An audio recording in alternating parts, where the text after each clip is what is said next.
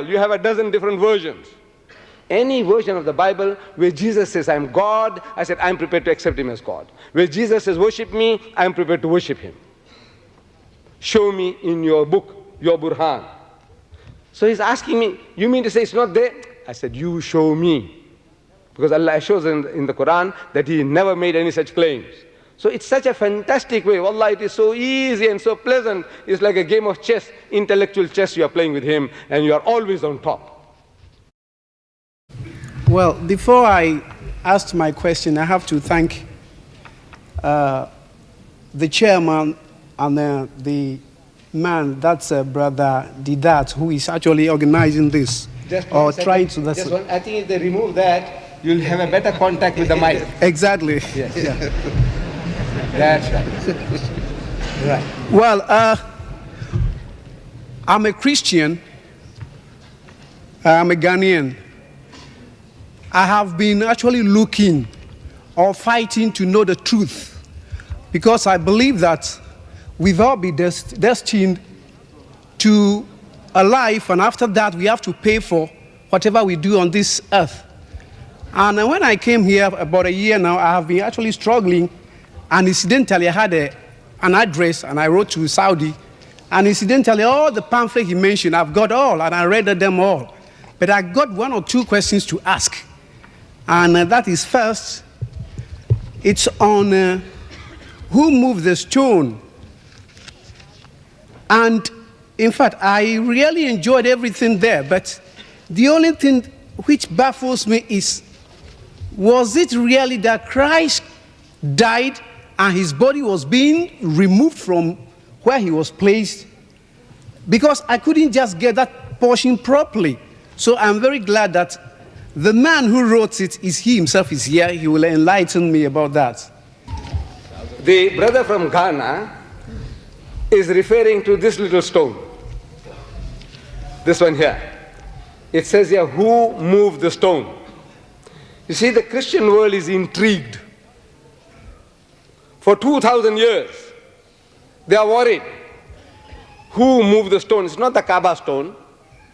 They say that Jesus Christ, after his alleged crucifixion, what they say that he was killed, and then he was given a burial bath, and he was put a shroud around him, and they put him into a sepulchre. A sepulchre is a cave-like thing, big roomy chamber, which according to a Christian authority, Jim Bishop, he said it was 5 feet wide, by 7 feet high, by 15 feet deep, with a ledge or ledges inside. And after the body was put inside, a big stone was put into place. Now, Sunday morning, first day of the week, according to the Christian scriptures, Mary Magdalene goes to the tomb. For what? She goes to anoint him, says the Bible. What is anoint?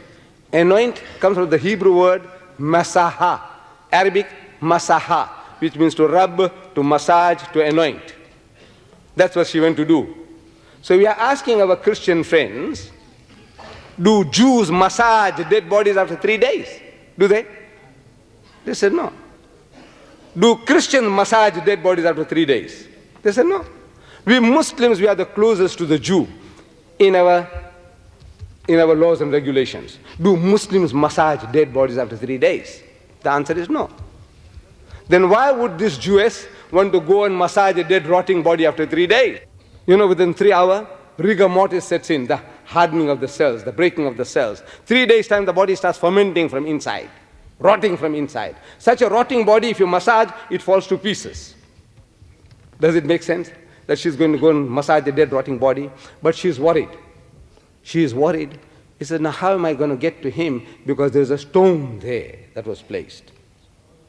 When she goes there, she finds the stone is removed. She looks inside and she finds the winding sheet inside. She starts to cry, disappointed. Who moved the stone? You know, it hasn't occurred to the Christians in 2,000 years. I am asking, who put the stone in place? So it tells us Joseph of Arimathea, one man, his secret disciple, put the stone in place. If one man can put a stone in place, then why can't two persons remove it? I'm asking. Common sense. But they think an angel come from heaven and an earthquake took place. I said, what's all these fairy tales? Look, if one man can put a thing in place, I said, who opened the door? So I'm asking, who closed the door? It's a it's a big door. If one man can close it, why can't two persons open it?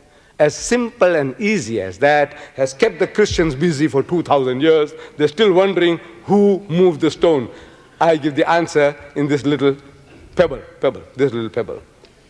He's saying that the answer for this question, which was said, who put the stone, who removed the stone, he says he has the answer, and this has been mentioned in the Bible of Metta.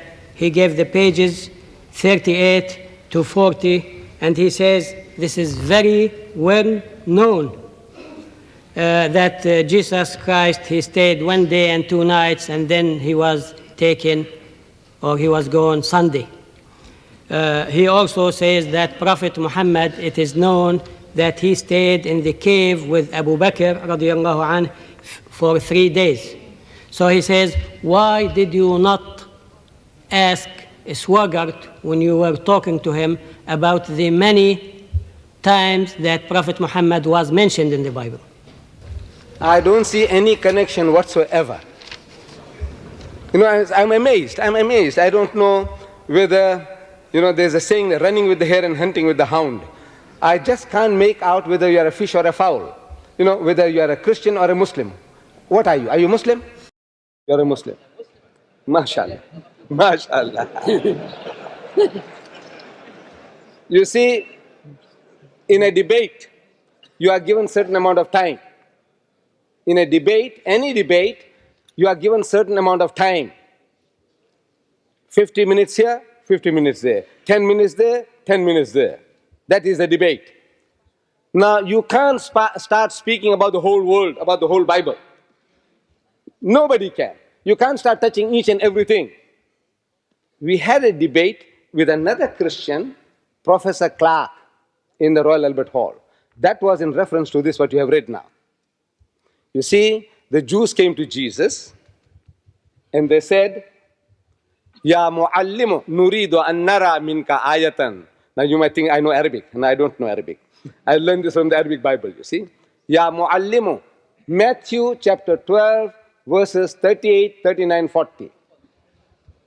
So, Ya muallimu nuridu an nara minka ayatan. Fa'ajaba wa qala lahum.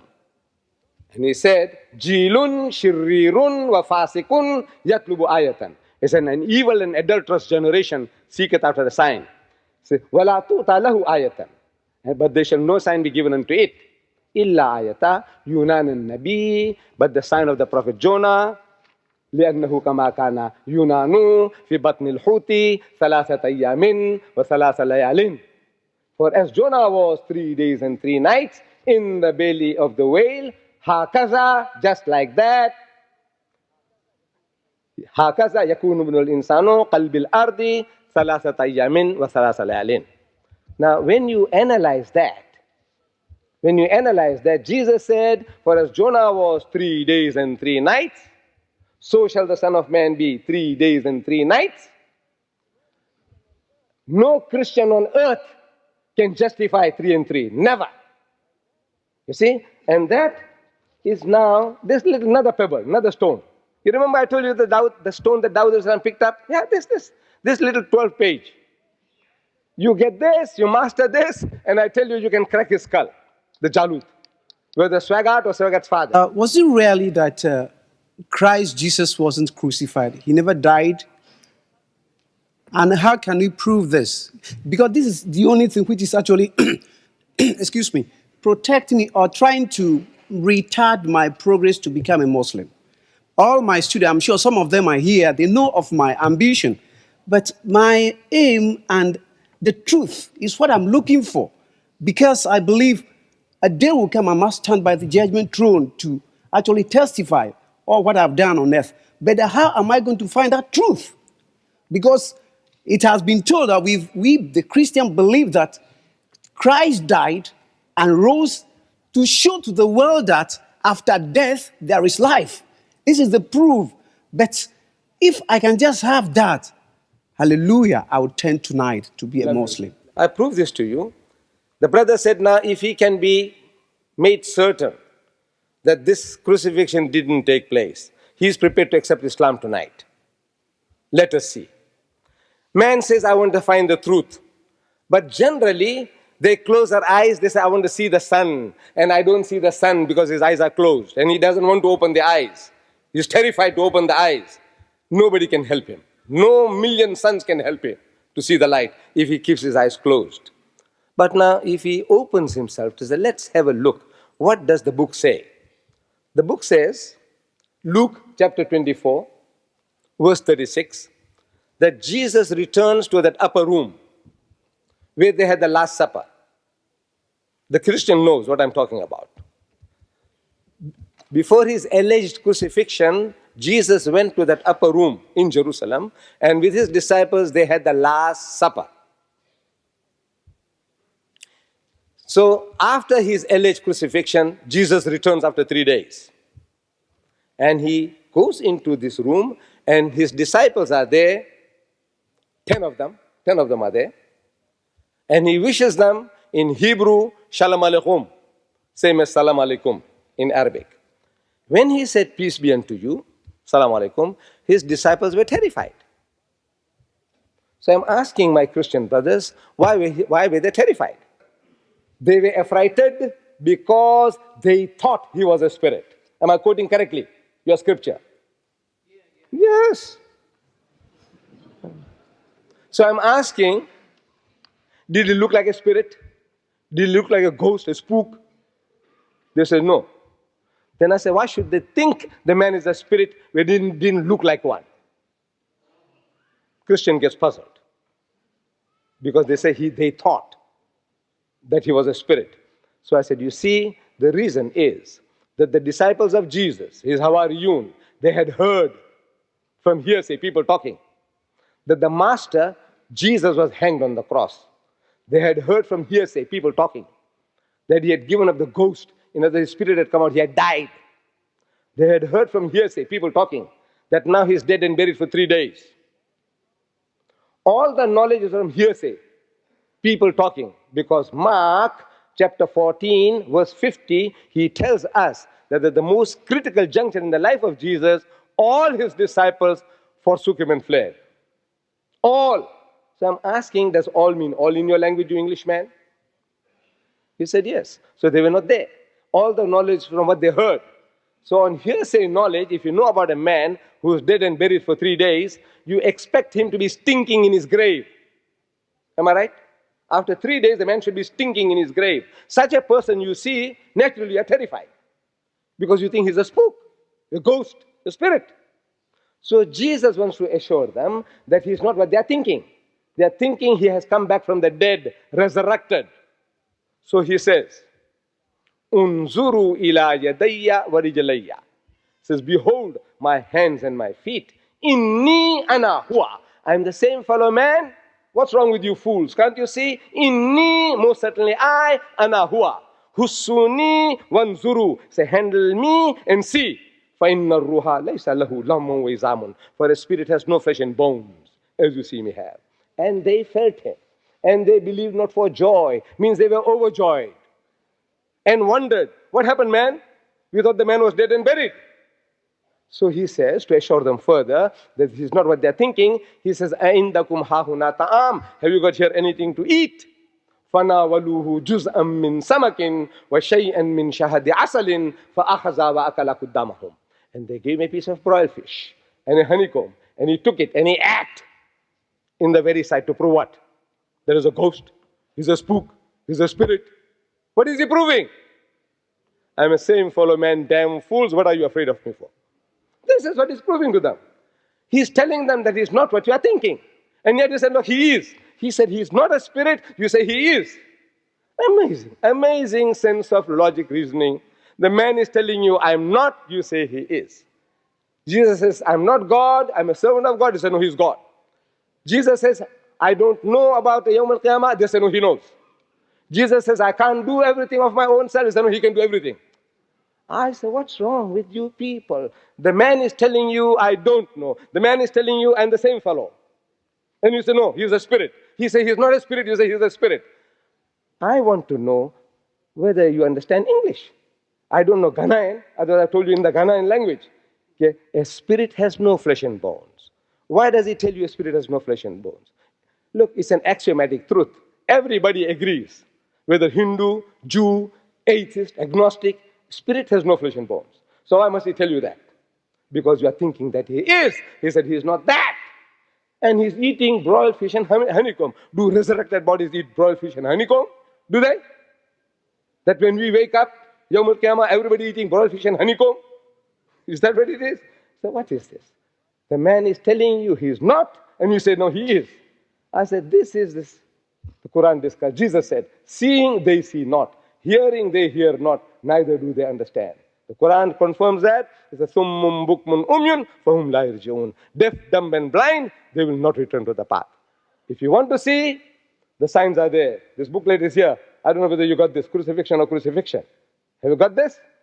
Yes. Now, look, man, the whole thing, there isn't a Christian born. Look, brother, listen. I'm offering your mighty Christian giants in America meeting in the Madison Square Garden at my expense.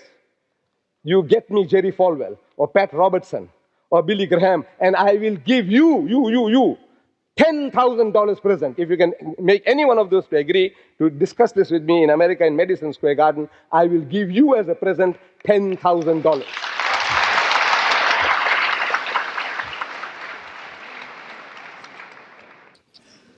He asked two questions, but I believe it's the same question. First, he mentioned about the Palestinians and about the sling and the stone, and he wished victory for them. Then he said, we thank Mr. Didat, how he showed us that the Christians using all means, crooked and everything else, and they are working as a group. So we are asking ourselves, we are asking Mr. Ahmed Didat for a plan, a general plan to face those problems. He says that in one of the meetings, Zwimmer, which was taking place in the 70s in the States, millions and millions, hundreds of millions were collected. Now the Muslims have tried in the last 3 years to make the international organization for serving the Muslims, let's say. For the last 3 years, they have not collected anything of importance. And he mentioned this verse, Bismillah ar-Rahman ar-Rahim, إن تألمون فإنهم يألمون إن تكونوا تألمون فإنهم يألمون وترجون من الله ما لا يرجون.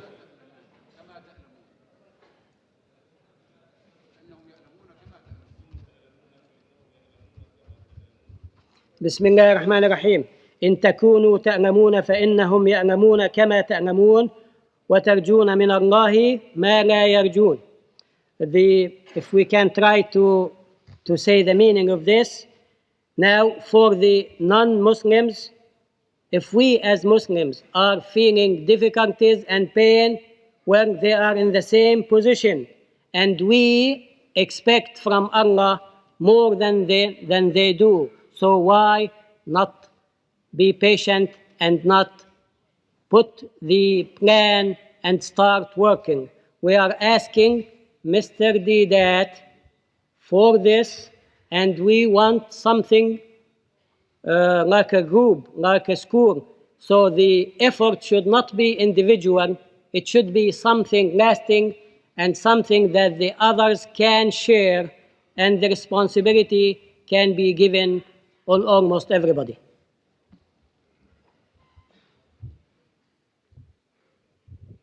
You see, brothers and sisters, our brother, he put quite a lengthy explanation. And from his explanation, though I didn't understand the Arabic, I can see that he is a very capable person. Very capable, well-spoken, good personality. He is the man who should be giving the lead to the people. So look, this is what is to be done. Instead of passing the buck onto somebody else, somebody must do this and somebody must do that. I say, you know who that somebody is? Is you. The one who speaks, he is the right man. But we are all cowards by nature. We want to pass on the responsibility to somebody else. I says, brother, you take it up. You have the right ideas.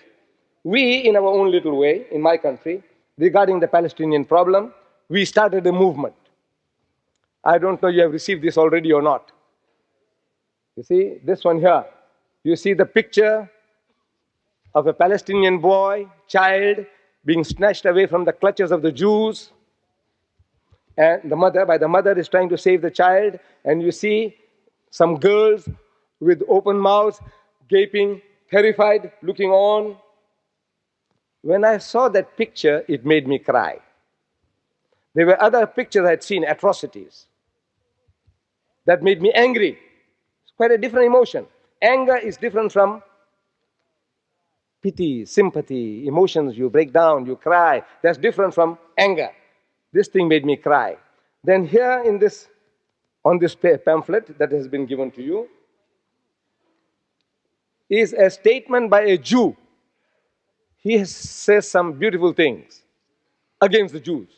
As a Jew, he says, the last paragraph, and how strange, unusual, inexplicable, how strange, he says, I thought, as a Jew, I thought, that a nation which had suffered so many wrongs, a nation, the Jews, that had suffered so many wrongs in the course of its long and sorrowful diaspora, dispersion, scattering, was now in single-minded pursuit of its own goal, ready to inflict a grievous wrong on another nation, and a nation too that was innocent of all that past Jewish suffering.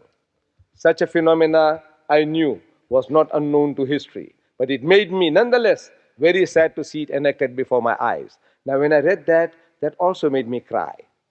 So I combined the two, the picture and the statement by a Jew. And I say, I've advertised this in my leading newspapers in my country, the Sunday Times, the Sunday Star. But the Jews got the wind of it, and they went and they clamped down on all the newspapers in the country. The Argus said, anti-Israeli advert enrages Jews. Another one, Islamic advert angers South African Jews. And they clamped down and they banged down upon all the newspapers not to publicize our advert. So in other words, we are giving battle to these forces. Now, we are giving out here in the Middle East that I want you to look at that picture, give me a caption, other than the one that's given. It says face of fear, what fear looks like. Look at the children, the faces. The children, the child, the mother, the girls. Picture of face of fear. I want you to give another caption and write in 200 to 400 words your impression, your feelings about this. And the best prize, the first prize, is entitled to 1,000 KD, Kuwaiti dinars, we give you. First prize. Second prize, 500 KD. Third prize, 250 KD. And 5 consolation prizes of 50 KDs each. What I want you to do, what I wanted the people to do, and what I want the people in America and England to do, is to think about this problem. See, this is the way of making them to think. Because in the newspaper, if you saw the picture, it says horrible, horrible. And you want to see about football, and you see about the exchange rates for the dollar, and something else, and finish. It's forgotten. But if you look at this picture, because what is all this game about? What is this? I says, man, what is this guy is offering you 1,000 KD? For what? For this. So if you stay on this topic for a little while, it's going to have some effect on you. And we expect this effect to be on the Christian and the Jew. And the Jews, when they saw this, they realized how potent this advert was. The only way was to gag us. They succeeded. But now we are printing 150,000. We'll print 250,000 and give out in the streets. In other words, if the idea occurs to you, you are the man to do the job. My brother, he has certain ideas. I say, you are the man to do the job. Don't pass the buck on to somebody else. It's time that we stop passing the buck.